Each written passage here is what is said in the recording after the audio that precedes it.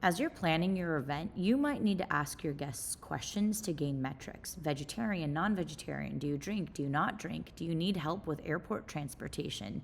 And those sort of questions you'll be able to ask all of your guests individually, or even just a certain subset of your guests if you'd like.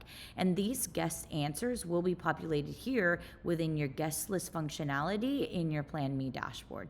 How you'll be able to ask your guest questions is within your guests functionality. If you scroll to invites and RSVP, you'll be able to send them a RSVP with a questionnaire. Now, I know the name is a little tricky because it's technically not an RSVP. You can treat it as an RSVP, but you can ask all of your questions that you would need to here. And what you would do is save your RSVP once you're done setting it up. You would go ahead and mark your invitation as ready. And when you want to send your invitation with all of your questions for your guests to answer, you can do so sending your invite all button here.